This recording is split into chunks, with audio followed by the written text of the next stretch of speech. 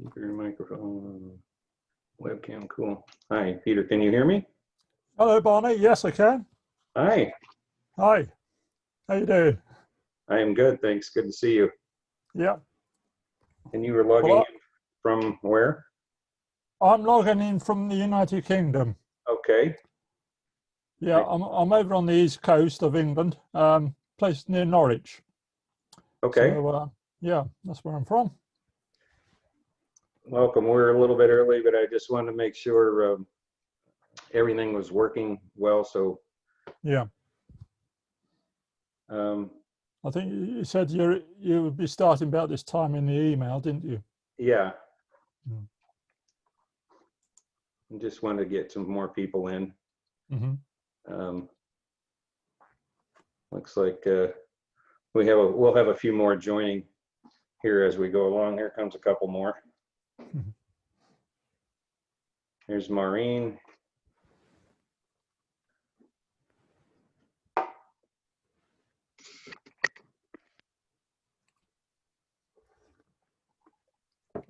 It's 11 a.m. here in Arizona and also in California at this time of year. What time is it where you are, Peter? It's 10 to 7 in the evening. Oh, not too bad. I don't Yeah, have it's you up in okay. the middle of the Fine. night anyway. Oh, no.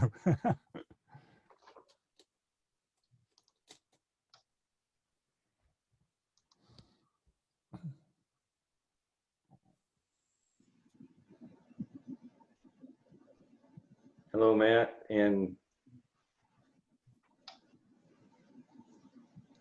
Hello, Barney. hi. Lindy, am I saying your name correctly? Is it Lindy? You know, you're muted. Let me unmute you.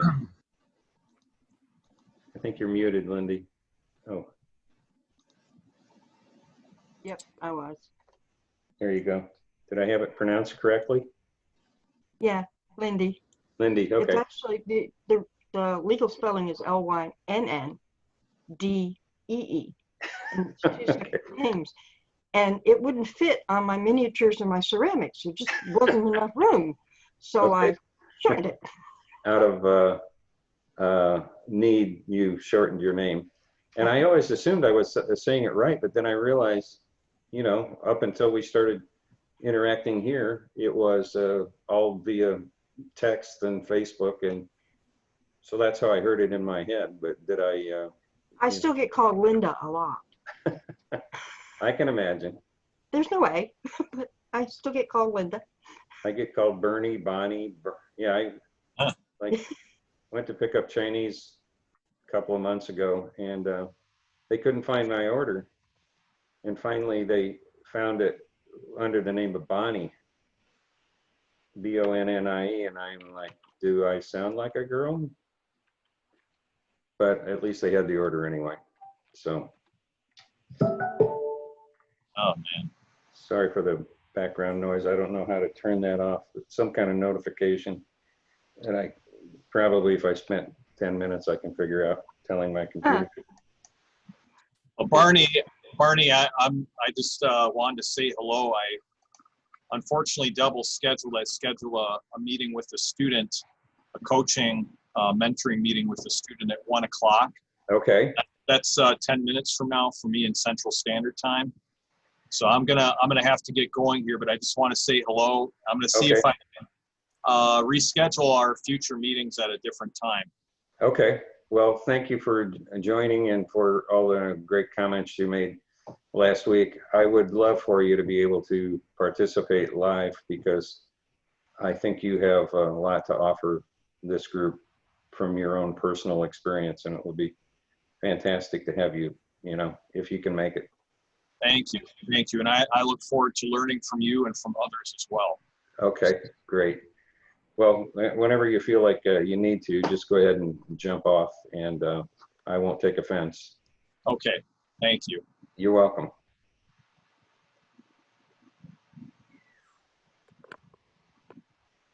Hello, Joyce. Hi, Barney. Hi, Tamara. I can't see you. That's okay if you don't wish to be on live. But if you do, you just need to go to the bottom left in the toolbar and click on the video icon.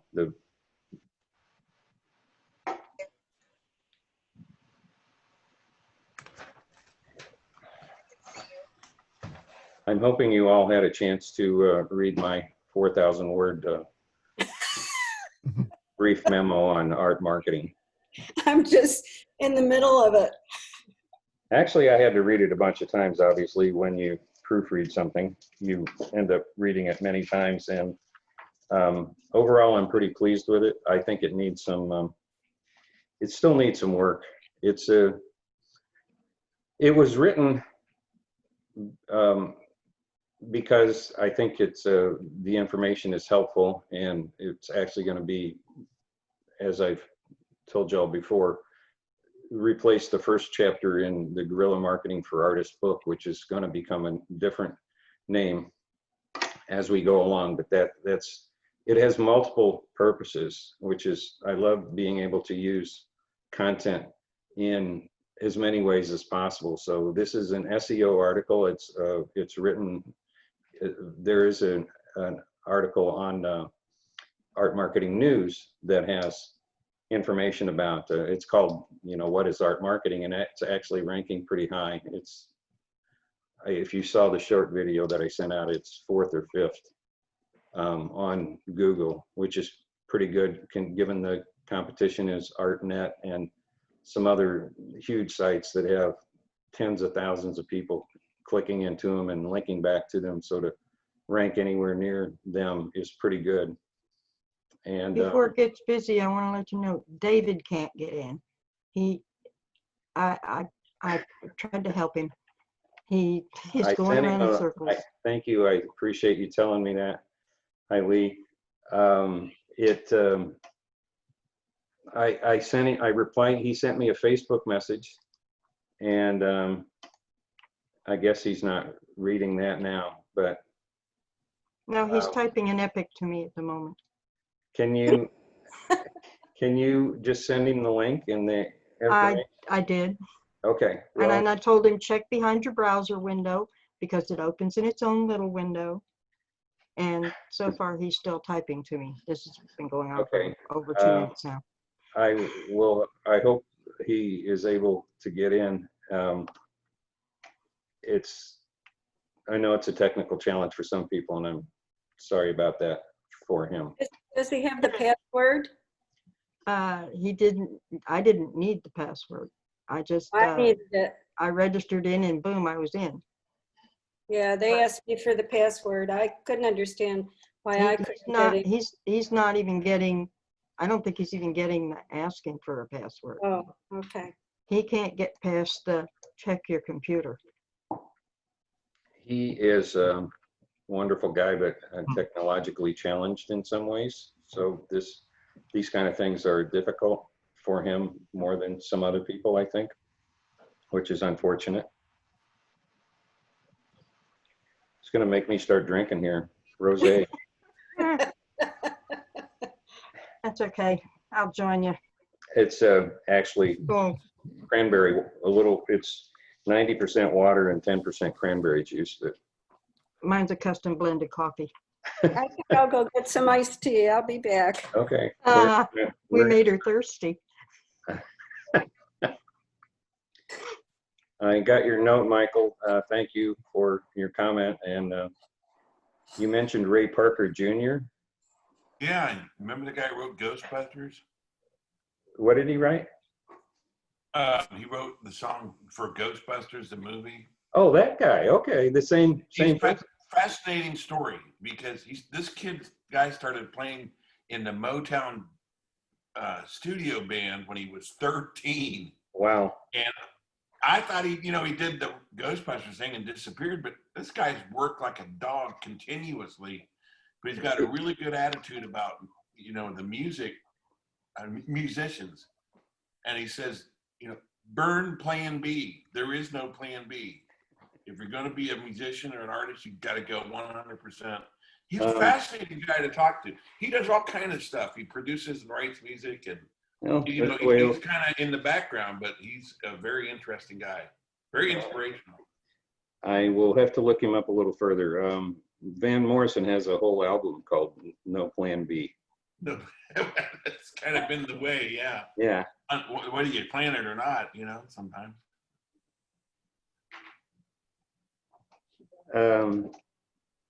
We're gonna get started here in a minute. Michael and I share a love of the blues, so that's he was talking about a guitar player who he mentioned. I didn't realize, now that you say it, I connect Yeah. Ghostbusters theme to that. But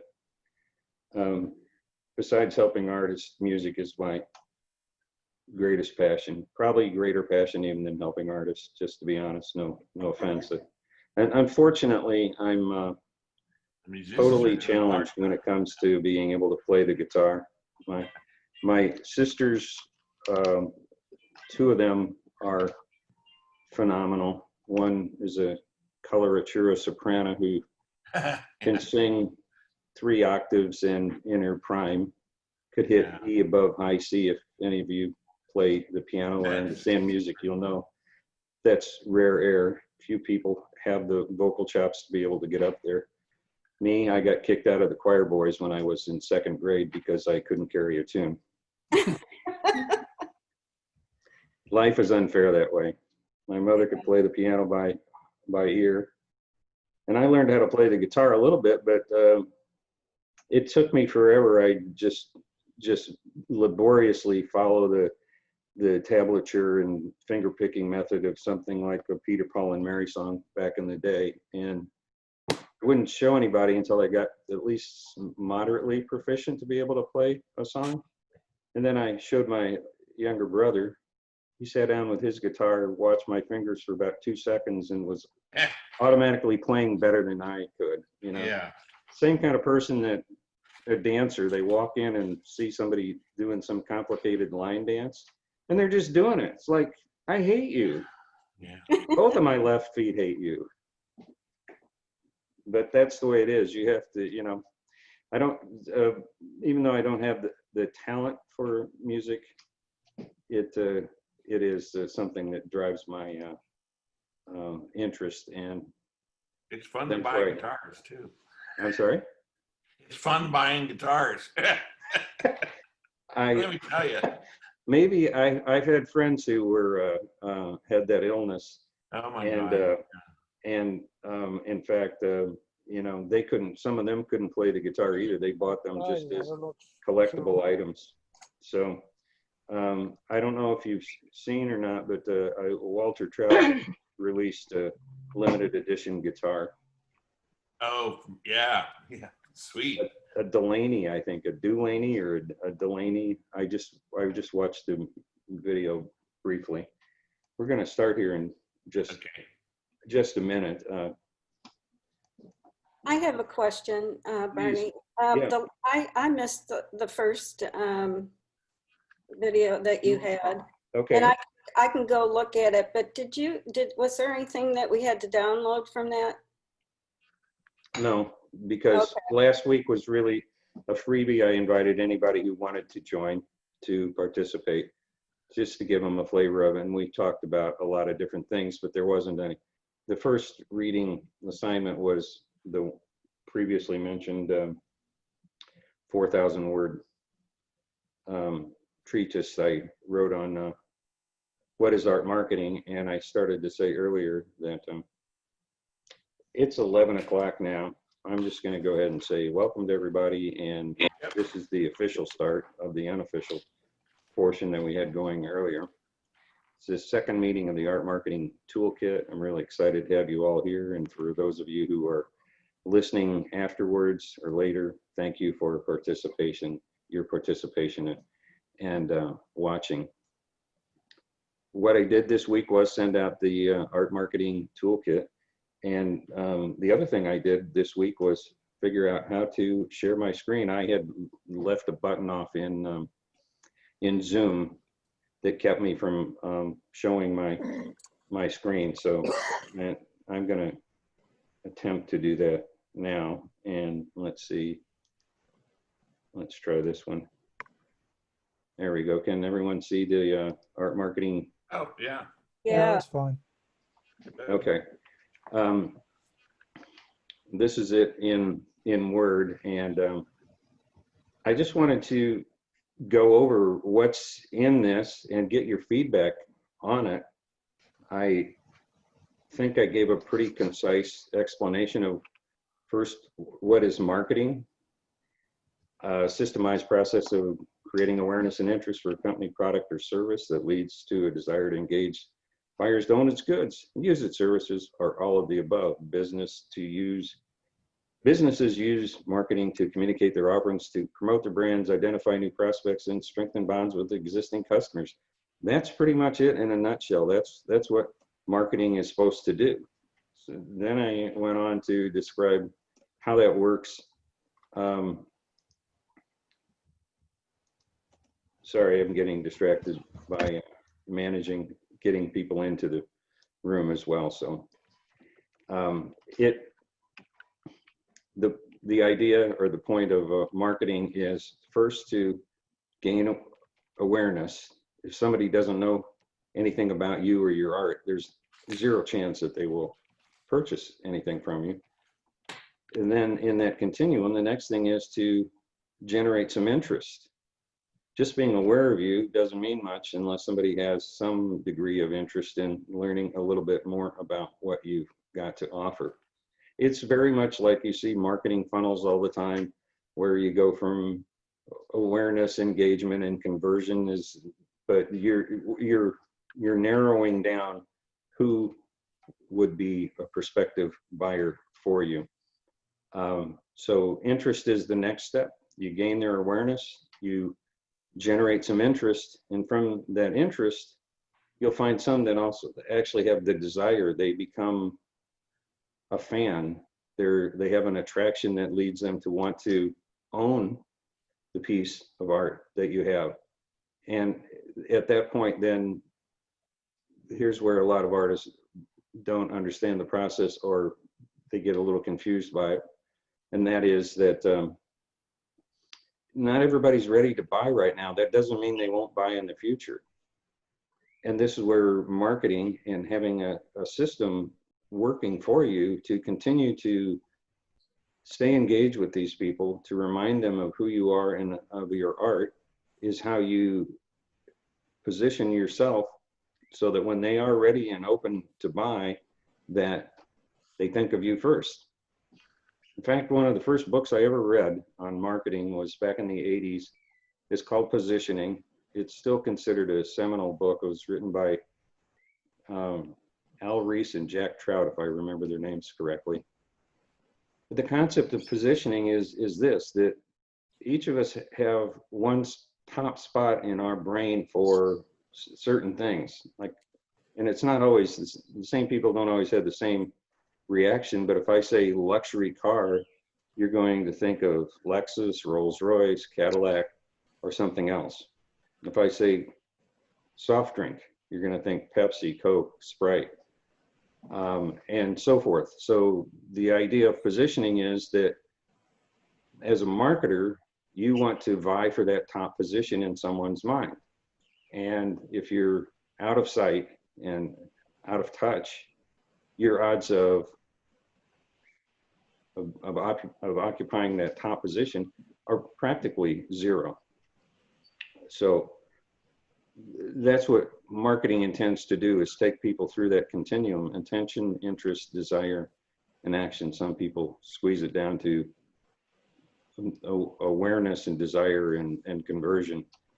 It's all the same thing. You're going through a funnel. You're getting narrower and narrower to get down to those people who would ultimately buy from you.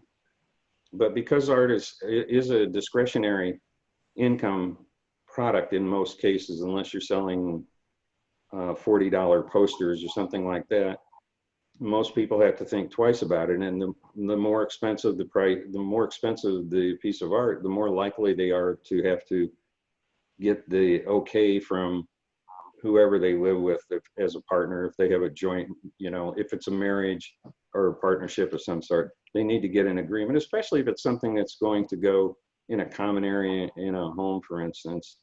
Most people aren't going to spend a few hundred, much less a few thousand or more, to purchase something unless they have an agreement with someone. So this is another way where your marketing works. If you enthuse the first person, your marketing and the messages that you provide to them about your art and about you help them become your salesperson to the other person in this relationship, where ultimately you hope they end up buying from you at some point.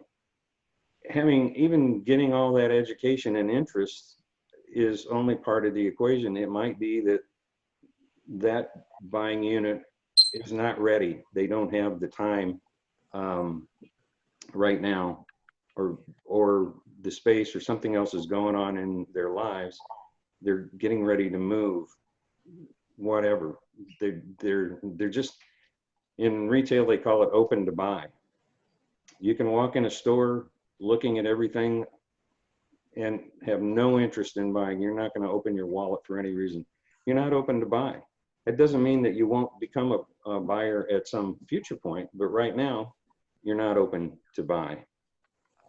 So one of the jobs of marketing is to keep the connection and that engagement open so that you retain that position in the mind of potential buyers. I'm not saying that's easy to do. I'm just telling you that's the reality of the situation.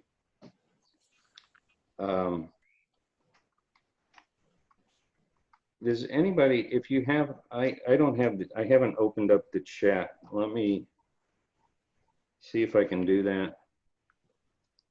And there is someone in chat. Yeah, Patricia asked, is this being recorded? And the answer is yes. All these are recorded sessions, and it will, the previous session, I for a while had it up live in the open to anybody art marketing news page on Facebook, but in the future, all of these will be in private only. So the only people that will see these recordings are members of the Art Marketing Toolkit. So what I'll do is upload this into the Art Marketing Toolkit over at mymarketingcourses.com. That's a good question. I have an example of what you were just talking about as far as time lapse. Yeah.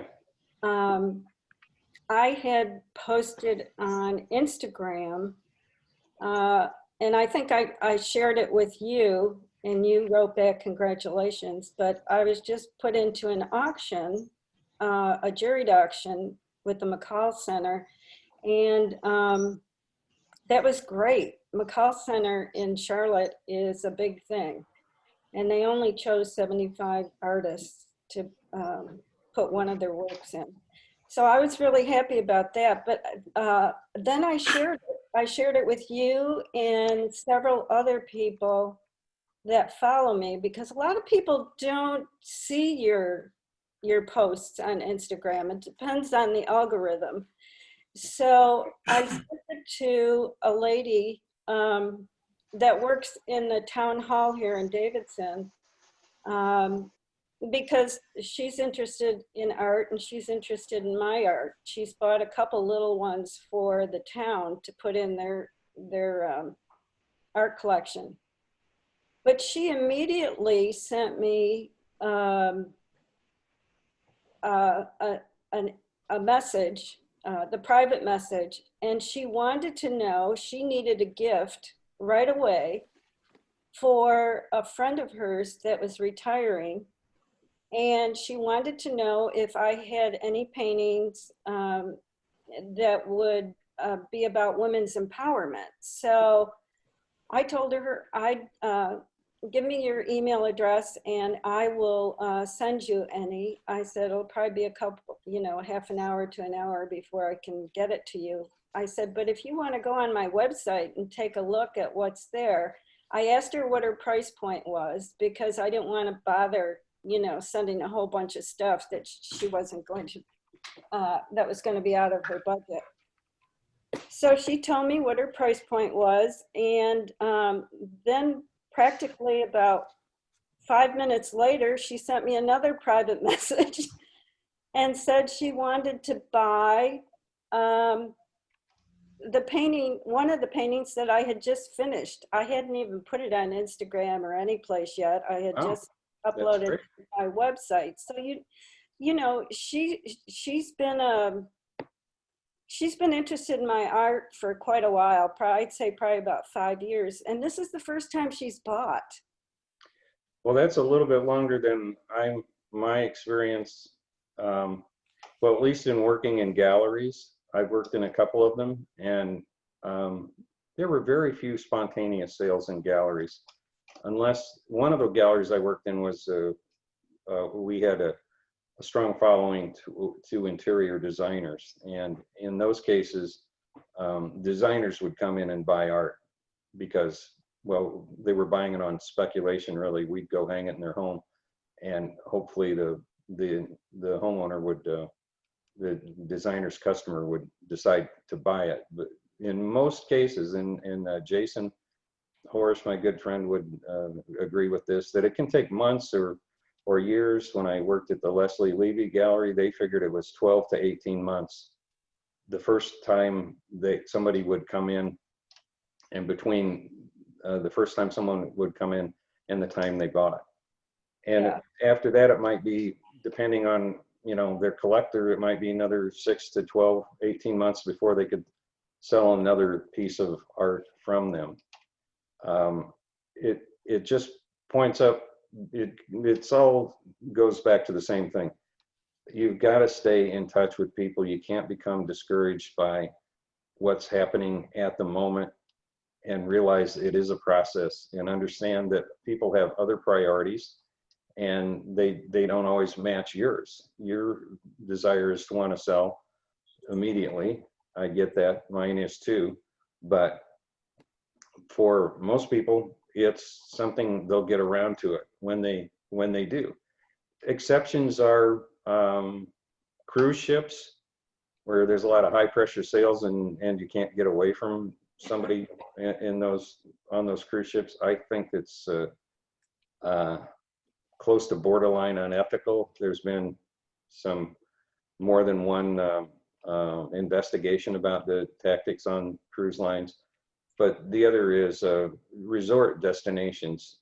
And if you're in Lake Tahoe or Maui or somewhere, and you walk in and you see a fabulous painting or photograph, and it just speaks to your heart, and you've got your significant other there with you, you're relaxed, you're not thinking about a bunch of other things, your mind's open, the probability that you'll buy immediately goes up pretty substantially, because most people aren't getting back to Lake Tahoe next week or even next year, and same thing with Maui. So they're more, the inducement to buy is greater in resort towns than it is in other places. I had an artist that was he is a sculptor, and he this is way back in the day when I was blogging on Absolute Arts, which I've stopped. At one point they were one of the leading internet art sites in the world, and I was writing a regular blog post for them. And one of the artists who had a sculpture, and he wrote in and said, I have an opportunity to put this sculpture that's like $50,000 in the lobby of a hotel, and is it worth it? Because it's going to cost him several $1,000s to box this thing up and ship it there. And my reaction was probably no, because he was thinking there's a conference there, and there's going to be a lot of high-powered, I think it was Hollywood types coming through. I'm like, okay, you're betting on a spontaneous sale in a location where this is not a vacation opportunity. This is people who are at a meeting. They're intent on getting from one place to another, getting to their meetings, getting to their dinners, maybe doing some socializing. They're not casually looking at art in any way. And yes, there are people that have they meet some of your check marks. They have the means and they're creative, so maybe they're available. But my reaction to that is, no, it wasn't. It wasn't worth the opportunity, and I'll stand by that. It just doesn't happen very often. You know, you occasionally get sales. My friend Jason Horace had a wooden life-size bull outside of his gallery. It was too big to even have in the gallery. It was on the street outside of his gallery. And it stood there for years, literally years. And it was meant to be outdoors, so no big deal. The person who finally bought it was somebody who was like a CEO or of the company that makes all the microchips for computers. Intel, thank you, came to me. They have a location here in Chandler, Arizona, and he walked in and popped whatever it was, 30 grand for this thing, without thinking twice about it. But he was going to put it on his ranch in Montana, where he has, you know, 100,000 acres or something like that. So that's the kind of sale that it took. And it took Jason years of that thing sitting there before somebody actually bought it, and that was purely luck. And that guy has so much money that he doesn't need to ask anybody, his wife or anybody else, if I you know, honey, is it okay if I drop 30K on a sculpture? No. But those are, you know, those are situations are as rare as hen's teeth. They don't happen very often. So moving between sitting and standing, and if you see that thing floating around over my head there, that's a sculpture called, it's made by a company, I think it's Scandinavian, it's called Flensted. I bought it outside of the San Francisco Museum of Modern Art when Mary and I went to see a Calder exposition there. And this thing has followed us around from St. Louis to California to Sedona, and now here in Arizona. I wouldn't have it at all because I put it up in the luggage carrier over on the airline and forgot it. Got off the plane and came home and then realized, oh my God, I left that thing after so carefully. Mary called the airlines. This is back in the day before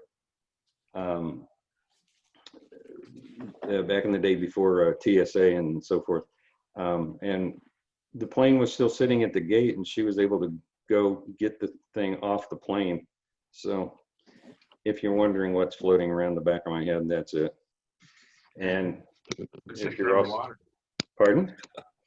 I said, it looks like you're floating in water. It's cool. I thought it was a banana. That's trippy. I like it. If you can see the whole thing there, it doesn't show up too well on a webcam. What's behind me, just in case you're curious about that, is Mind If I Join You, Gentlemen by Arnold Freeberg. That's a fantastic, he was an illustrator. He's passed away now. His most famous painting is probably Washington at on his knee, bended knee, just before he crossed the Delaware. And he was a illustrator for the movies and also magazines, as many of the top artists in the 20th century, Norman Rockwell, Andy Warhol, Wyeth, Richard Thompson, they were illustrators. And that one that's a AP, that artist proof that was sent to me by his son-in-law, his grandson. No, his son-in-law, grandson-in-law, I'll get it right, who ran his business for him. And I fell in love with it the minute I saw it, and he sent it to me just out of the goodness of his heart. But I love the piece. It's a Western dandy ready to sit at a table with Indians and cowboys and military men, asking to see if he can join the table. And it's got a nude on the wall up above. So I said it was the only way I could get a naked picture of a woman in my office when I worked at Decor magazine for many years. That's my risque story. But I love the piece. It speaks to me. And if you ever get a chance to look at it, the intricacy of what he's done with that and all the angles is it's just a fascinating piece of art. But enough about me. Let's get back to art marketing. One of the things I've learned over the years, and I followed it, so many marketers. There's a Belgian fellow by the name of Peter Spapen. You can't find much about him anywhere on the internet. He doesn't market himself. He's sort of a under the radar type of guy. But he has a philosophy of, I've always talked about customer avatar and ideal buyer, and I think that makes sense. People use the word tribe. So coming back to the notion of marketing and keeping engaged with people, Peter uses POP, and that's his acronym for pocket of people. And what he's talking about is when people buy your art, they fit into a pocket of people. And when you start looking at people, if is your pop, like it really it's an easy way for me, and I think for artists or anybody really, to try to understand, I just need a very tiny, infinitesimally small slice of what's available. There's about 80 million households in the United States. There's 25 million of them make $100,000 or more. Something like 8 million are millionaires. My numbers may be off a little bit, but if you go and look up how to sell to affluent buyers on Art Marketing News, there's a blog post that will give you the accurate details, at least what they were a few years ago. Those numbers are probably just increased since then, but obviously your POP should encompass people who have the money to buy the art that you're selling. And that also becomes a little bit of a problem for artists, because it's human nature to want to hang out with people who are similar to you, that make you feel comfortable. And most of us who don't have the money to join a really swank country club, and I put myself in that category, or buy a Rolls Royce, or take, have a $25,000 timeshare somewhere. It's hard to relate to people like that in some way, so we don't. And as a result, we end up marketing to people who aren't necessarily our best prospects. And that becomes a problem. But I think the term pop makes it easier to understand.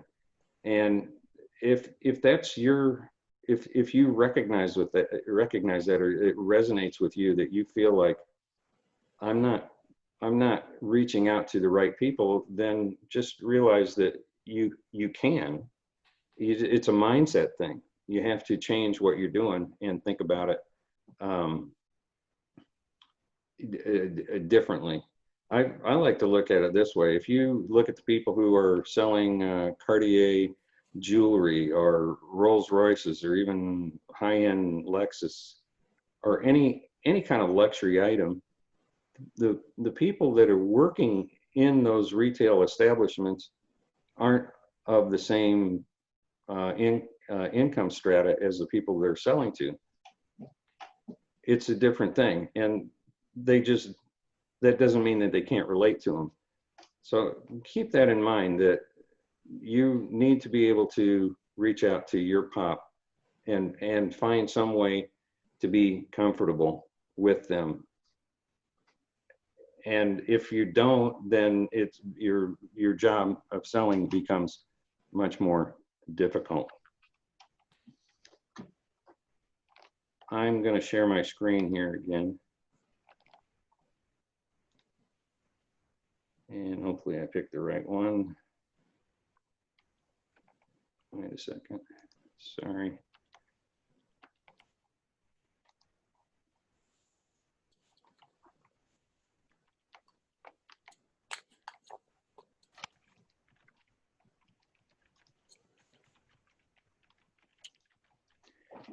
Okay, everybody can see this again? Yes, no, anybody? Yeah, that's Yeah. fine. Yeah, Thank I you. can see it. Okay, thank you. We just happen to be on this 5 steps to building an art marketing system anyone can use. So there's some other things I want to show you, but I think we should talk about this. This really kind of encapsulates what the whole concept of art marketing is. And this is what we're going to talk about next week is number 1 is setting reasonable goals and achievable goals. Number 2, understanding what it must be done to reach those goals, then breaking them into small chunks, then ensuring that none of them are overwhelming, organizing and calendaring them into daily tasks so that you can get things done without killing yourself, and having the discipline to perform these tasks on time. That's the marketing side. Obviously, you need some other things. You need your pop. Artists need the fewest number of people as customers or buyers of any of the arts. If you're an author or a playwright or a filmmaker or recording artist, you literally need thousands, tens of thousands of people to be able to support you and purchase your work. And there's a dichotomy a little bit of a CD, remember those things, albums, or 15, 20 bucks. You don't need your significant other to make that kind of a purchase. Same thing with a book, even a hardbound book. So if you're selling original piece of art for thousands versus somebody selling a download or an album, it's not quite the same thing. That's part of the reason why there's a disparity between the numbers. But the thing is, the marketing cost and activity are the same, whether you're trying to sell something for a few $1,000s or if you're trying to sell something for $14.99. The cost to reach the potential buyers is exactly the same. So what that means is that artists have a unique advantage in that they can leverage the same marketing to sell a higher priced item than someone who is trying to sell something that's much smaller priced. And that just, all of this stuff comes back one way or another to kind of connect with each other. So the pop and the small group of people, frankly, if you can find 50 to 100 people that will buy your originals, you are putting yourself in a tremendous position to be able to have a secure future where you are able to sell a big chunk of the number of originals that you can make. It's been said that the average artist can make about 1,000 originals in a lifetime. That's just a rule of thumb that can be broken if you're an illustrator or you just do if you do photography or some types of abstracts or whatever, you might be able to triple that or quadruple that. But there's a finite number of pieces of art that you can sell, and if you can make 3,000 or 4,000 pieces of art and they're high enough quality that you can get a good price for all of them, that's good for you. It doesn't usually work that way, whether you write books, make paintings, make sculptures, take pictures. Not everyone is going to have the same level of equal quality. But for your highest quality imagery, whatever it is that you're selling, if you can find those 50 or 100 people that are truly interested in you, that make a connection with you as a human and as an artist, then your odds of getting sales to them go up dramatically. And at the same time, many of those people then can also become influencers for you in your life. They will introduce you to other potential buyers. They will introduce you to docents or curators or interior designers or builders, or just present opportunities to you that you would have never had you not created a relationship. And that's one of the things that we'll be focusing on as we go through this this course. I thought that maybe we should look at a mind map, and so I started looking around. Like, I've used so many different mind maps over the years that I wasn't sure which one to try to show you, and a lot of them, the ones I use, have gone to paid accounts, or they're very limited on their free ones. So, but I did open up my MindMeister, and voila, I'd forgotten I even made this thing.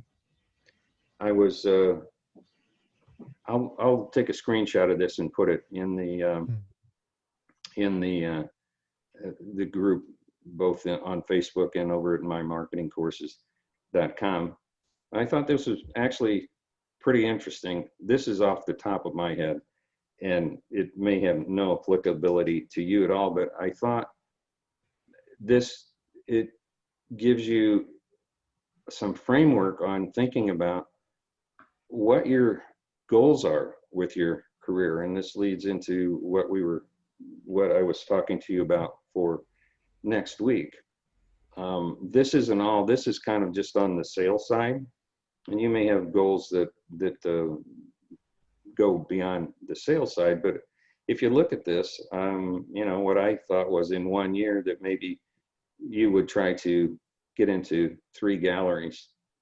In the era of COVID, I think things are a little weird and different. That this was obviously done pre-COVID, but the framework is still there, and you may need to adjust it. You will need to adjust it, COVID or otherwise, to match what you think you can do. But so I was thinking in 1 year, 3 galleries, 6 collectors, fine tune your marketing, establish your career goals, possibly hire a part-time virtual assistant. Somebody can help you just do some of the repetitive tasks that don't actually require your hands-on or your thinking to get done. Determine what your art projects are and evaluate and decide what your marketing resources are. That would be, if you could get all of that done in the next 12 months, that would set you well on the way toward being able to achieve larger goals, like moving up into 5 years where you've sold 200 originals, you have 35 collectors, you're in 15 galleries, and you're working full-time as an artist. Maybe that's too ambitious, or maybe it's even not, you know, it might be low. It depends on what you want. And that's the beauty of what we're talking about here, and also just the beauty of being an entrepreneur. These may be overly ambitious. It may not be what you want to do. You may not want to become a full-time artist, or you may, if you do the math on 200 originals sold, and if you're in 35 or 15 galleries, you're going to have to be very productive to support even 5 galleries. Would be, I think that may be unrealistic to be in 15 galleries, to be honest with you today, especially given that the internet and the way things are going, galleries is not a growth business for most artists. In fact, I've seen some artists that I've known for many years who have been able to support themselves exclusively by selling originals through their network of galleries, are now looking to get into the print market with limited edition prints and do some other things because they've seen the handwriting on the wall. Sales are slipping at the galleries, and I'm not finding myself growing into new galleries because the opportunities for me to get in them are pretty limited. You know, it's just the way of the world. So they're looking at other things. What something like this does is help you crystallize your thinking. Going back to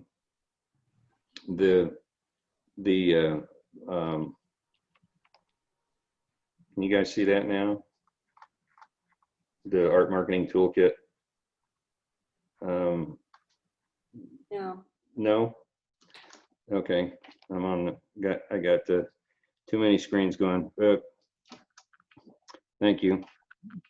Just going back to those 5 items, this will help. Doing something like this will help you figure out,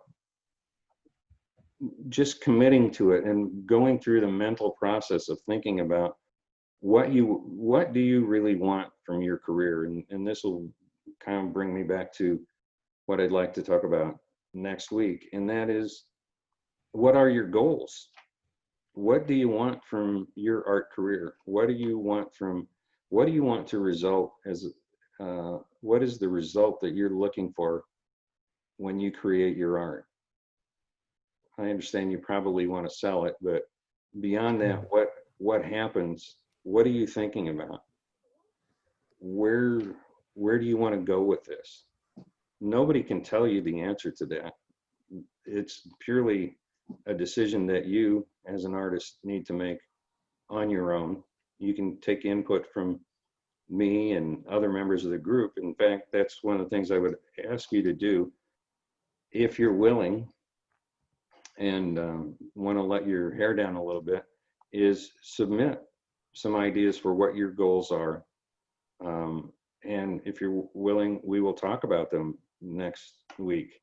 Because I can just push out ideas at you, but I'd much rather have some feedback from everyone to know what you've been thinking about and where you want to go. Because the rest of it, if I always come back to Lewis Carroll, who wrote Alice in Wonderland, and I think he had the Mad Hatter who said, if you don't know where you're going, any road will get you there. You know, the other famous quote I've used a lot is Yogi Berra, when you come to a turn and fork in the road, take it. Same concept. I made somebody laugh, yay. You gotta love Yogi Berra, you know. Yes. Well, what was the one about restaurants? Nobody goes there anymore. It's too crowded. You know, his philosophy and way of looking at things. Anyway, goals. So start thinking about it. Maybe you don't have this in mind, or maybe you do. But when you have goals, like, start thinking about what, like these here. As I said, I will put this in the group on Facebook, and also on the art marketing toolkit weekly sessions there. Start thinking about what this is. I'll also tell you, I'll give you the link to MindMeister, because this is a free one that you can use, and it really works quite well. If any of you have seen the 100 places to find art collectors, that's another mind map. I think I made that one with something called XMind or MindMup. I apologize, I can't remember. There's so many of them, but they all work relatively the same. You just have a main thought and then subtopics and subtopics off of those, and you can just keep breaking this down into finer and finer detail. You could do your whole thing, what I was talking about earlier, where you granularly get all of your tasks. You can define those tasks. What needs to be done? You know, I need to send, let's think of it this way, just alone with marketing.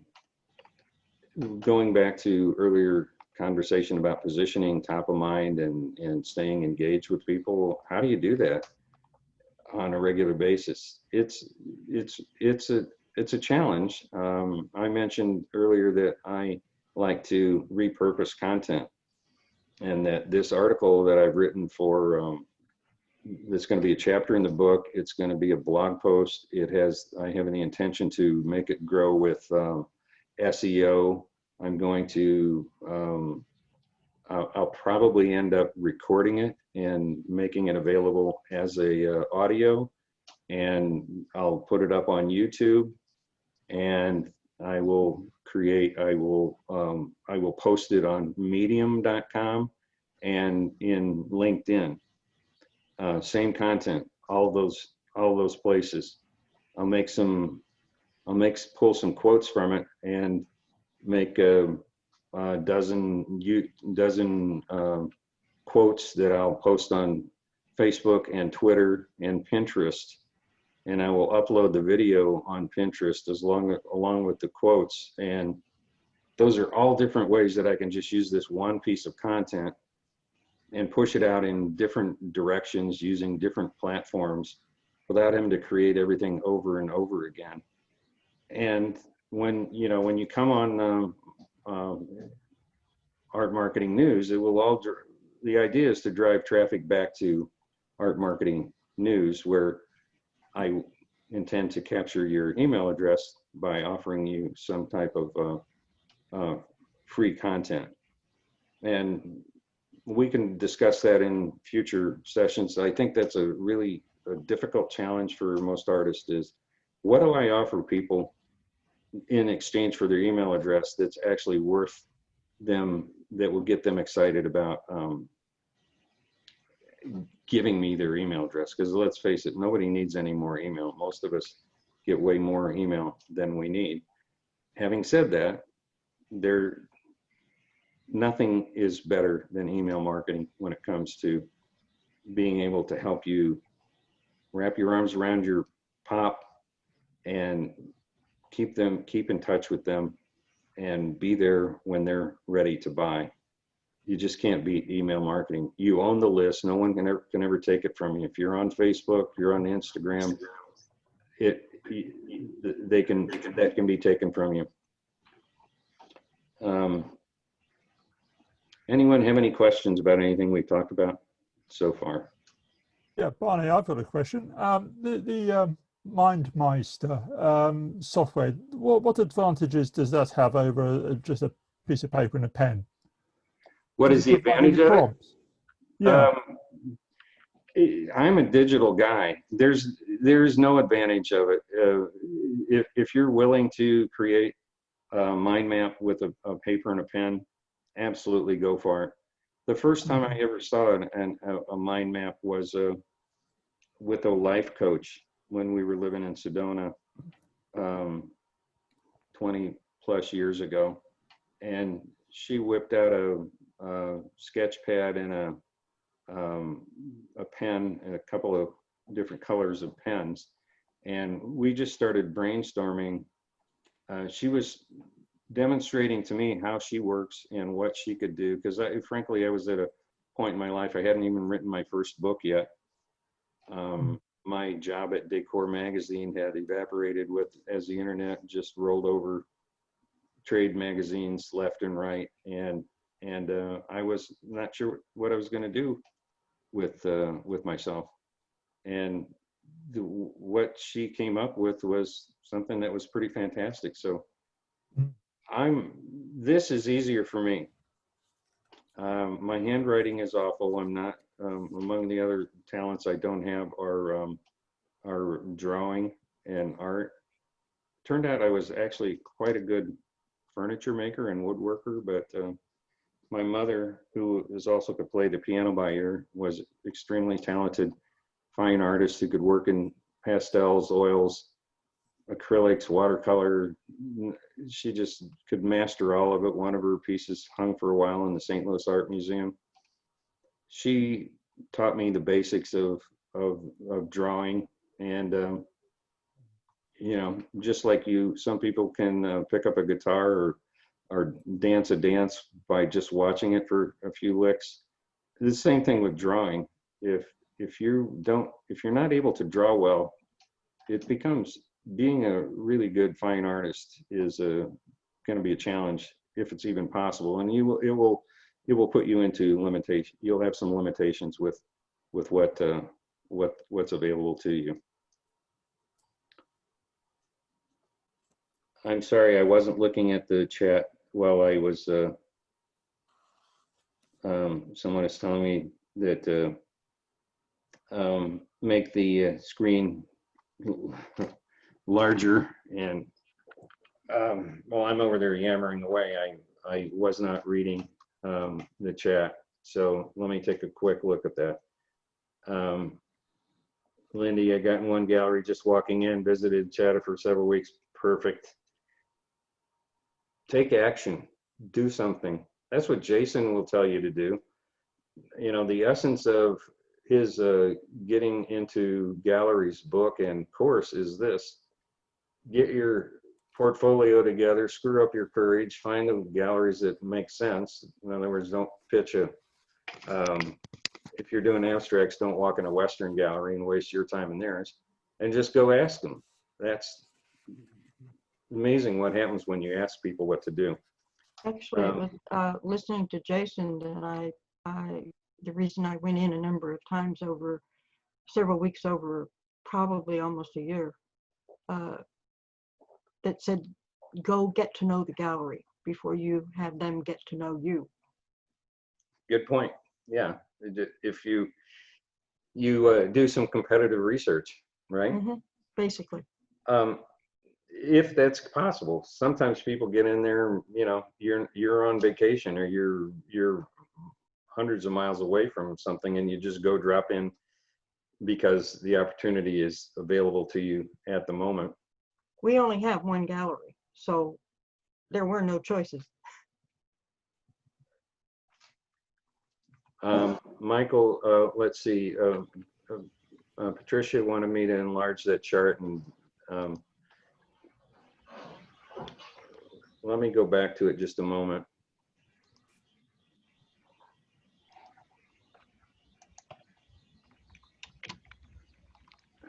Oh, better. Too big. It's a little too big, right? Yeah. Is that any better? No, it's still too big. It's too big? Yeah. Okay. Can you see this one, this part here? Yeah. This is 1 year. What you could possibly, things that this may be too much. I don't know. Probably not. Maybe hiring a part-time VA might be more than you could do. Possibly getting 6 collectors. That means every 2 months you get 1 new buyer that's buying from you directly. That's a pretty good goal. It's not, I don't think it's overly ambitious. Maybe getting into the 3 galleries is, like I said, in the era of COVID, that might be more difficult than it would be otherwise. But I will post this. Is it worth even getting into a gallery anymore? Well, I haven't had luck. I mean, so many of them that I've been in closed. And so you're always trying to get into another gallery, and you know, they might sell a couple paintings or maybe 3 paintings or something, but you're always competing against the whole artist. if you, there. it's very possible. It depends on how you feel about it. Some artists just really want to be primarily in galleries because this whole idea of marketing and going through all the exercises that we're talking about here, just they don't have it. It's not within them to want to do that. So they're going to try to rely on galleries. I advise that relying on galleries is a dangerous proposition because there are too few of them. There were never enough to go around, even in the best of times.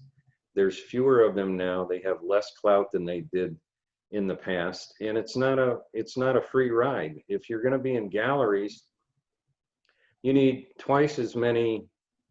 You're giving 50% of your income away, Yeah. which means that if you sold 50 pieces on your own, you would need to sell 100 pieces to have the same income by working through galleries.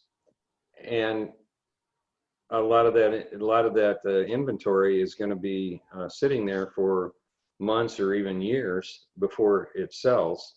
So it requires you to be much more prolific, even though you're not going to make any more money by going that way. And it's not a free ride. You have to stay on top of your galleries. If you're not calling in or they're not communicating with you like what's going on, you want to hear from them monthly, every 6 weeks at least. Are, you know, who's looking at my work? Do you have any sales? Have you had any prospects? It's not free. You have, it requires your time. So They keep wanting more and more work. it's all work one way or another. Unfortunately, What else do you have? the question really comes down to which of it are you willing to do, capable of doing, and does what you're thinking about coincide or jibe with what your plans are. So coming back to the art career goals, if you know what you're trying to achieve and you believe it's realistic and you look at your resources and say, I believe it's realistic because I can put these kind of resources to it, then you're on your way to making something that is successful on your terms. Not everybody wants to become, you know, world domination, be in 15 galleries or 25 galleries in 5 years. That's an extraordinarily ambitious goal. And the thing is, you don't have to listen to what anybody else says about what your desire is, and you also don't need to worry about, this is in my opinion, okay, well, I'm more prolific than I'm able to sell. That's a big problem for a lot of artists. Mhm. And what do you do with that? I don't have all the answers for you right now. Would be something that would be, I would rather not even actually go into that one at the moment, but I think that is something that we'll address in the future. I will just leave it at this and say, don't ever let it become a guilt trip for you, because the idea of becoming creative and putting art out into the world, even if it's only into your studio at the moment, is valuable just in and of itself, in that you made a piece of art and you're satisfied and happy with having made it. And the fact that it's not selling is another issue. And there, you shouldn't have guilt about how much you're making and how much you're selling. If you can learn to give yourself permission to be okay with not having a balance where you're selling almost everything that you're making, you'll give yourself a peace of mind. It's one, besides having the gift of creativity, that peace of mind that you give yourself may be the best thing that you can do for yourself. A couple more questions. Michael asked, or Joyce, do the interns do his social media post? I'm not sure what that question was, Joyce. Well, Michael McEwen, he said he has a friend who gets marketing and business majors to be her interns. Ah, okay. I see he answered the question for you if I scroll down far enough. Yeah. Yeah, someone else who's in our group has interns. She's a college professor, teaches art, and she hires interns to help her with her marketing. And she's in a unique position where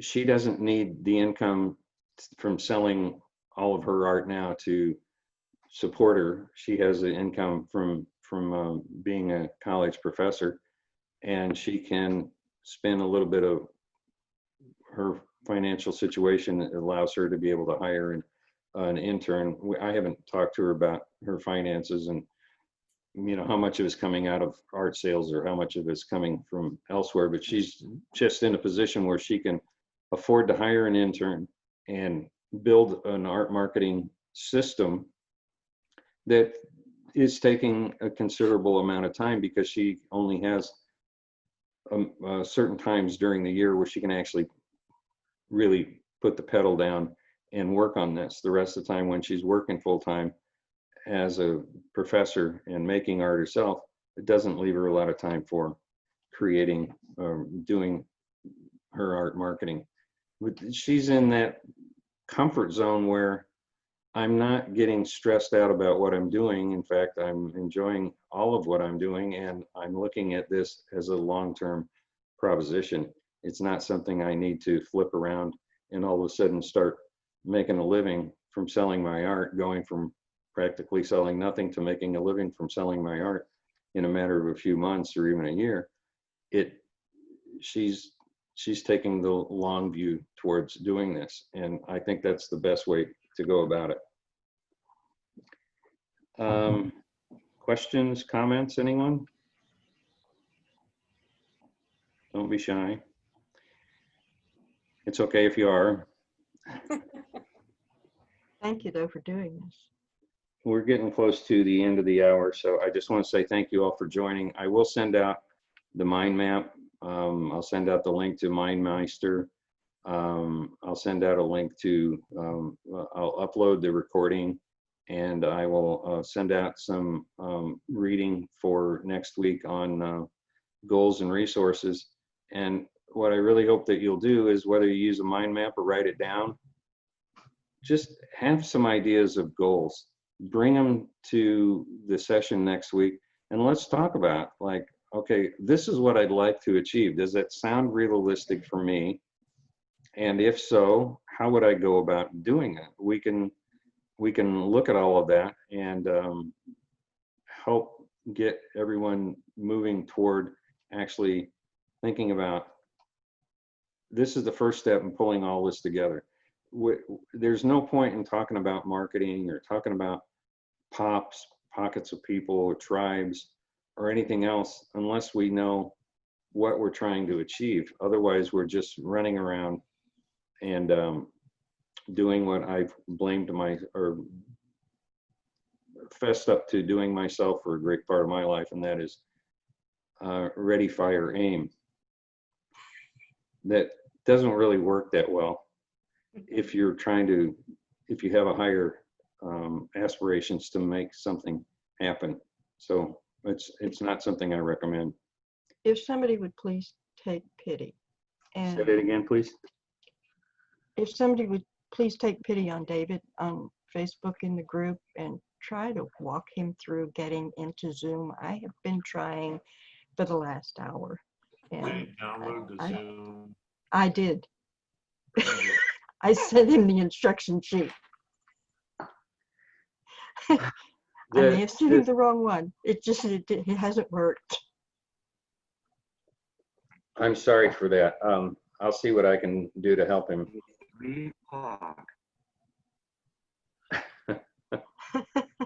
Well, he'll be able to watch the recording. Yes, he will. That's what I told him. David, you can watch the replay. Be sure to read the chat. I believe that that's the way it goes. And Michael, thank you for the tout on Harry Stushinov. That's a guy paints every day. He lives in the middle of nowhere, literally, and he's on every platform you can think of, and he sells like crazy. And he posts on Instagram probably a couple times a day. He's an outlier. Retired school teacher. He's an outlier probably in some ways, that he manages to get all good of this example of no calories. You don't need them if everything else is working out well. Too. All right, everybody. His work is good. We hit the hour mark. I'm really committed to trying to keep these under an hour. Patricia, did you waved your hand? He's on every platform. So what are those prices like? I'm just curious. Are they like, he's selling every day, you're stating? From like $35 to $200. Okay. probably small stuff. Yeah. Everything's small. Yeah. Yeah, But look him up. He's well, it's amazing. That puts you in that price point where, you know, you don't need to get approval of, He's on Etsy too. yeah. Oh yeah, He he's on has an everything. Etsy site. But he's actually a really good painter. That's the crazy part. He's on but, yeah. Saatchi Art. He cranks them out, man. Yeah. Good for him. I think he's retired now, but he taught like high school art for 25 whatever many years. But painted every day, painted all the time. He's on a Yeah. bunch of the different small He said he Saatchi did Art, well.